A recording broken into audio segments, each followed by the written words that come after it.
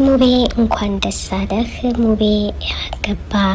እንዲሁም ሩታዬ ከአብርሃም ጋር ህይወቷን ቀጠለች። ህይወት ይቀጥላል። ኤፊ ጎበዝና አንበሳ ጀግና፣ የጎበዝ ወንድም ጀግና።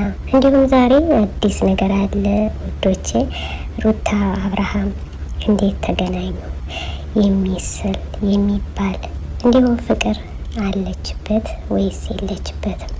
እውነት ለመናገር ፍቅር ይስተ መቃብር ይባላል። አሰላሙ አሌይኩም ወረህመቱላሂ ወበረካቱ። ውድና የተከበራችሁ የፍራ ቤተሰቦች እንደምናላችሁልን፣ እንደተለመደው ሸር ላይክ እያደረጉ ቤተሰብ የሆኑ ይህን ማን ያምናል? ሩታና አብርሃም አዲስ ህይወት ጀመሩ።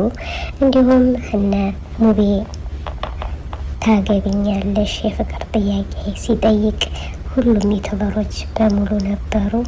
እንኳን ደስ አላችሁ ውዶቼ፣ ለዚህ ያበቃችሁ እንኳን ደስ አላችሁ እንላለን።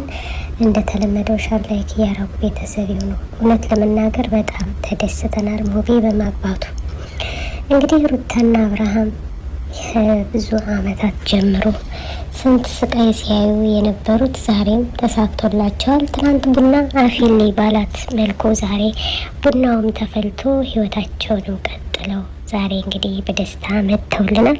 በቲክቶኮች መንደር ብዙ ነገር እየታየ ይገኛል። ግን ዋናው ማመን ያለባችሁ ውዶቼ በዩቱብ የመጡትን ነው። ስለዚህ ሩታ ይገባሻል፣ የሴቶች አለቃ፣ የሴቶች ኮሚቴ እንዲሁም ዛሬ እንኳን አደረሳችሁ እንኳንም ደስ አላችሁ በማለት እውነት ለመናገር ተደስተዋል።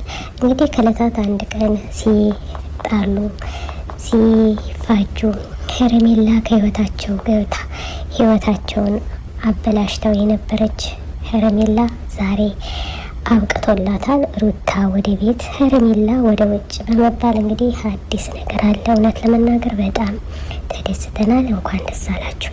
ሩታና አብርሃም በዚህ መልኩ ይገናኛሉ፣ በዚህ መልኩ ይቀራረባሉ፣ እንዲሁም ደግሞ ህይወት ይቀጥላሉ ያለ የለም ነበር። ግን ህይወት እንደዚህ ናት። አንድ ቀን ትመራለች፣ አንድ ቀን ትጣፍጣለች።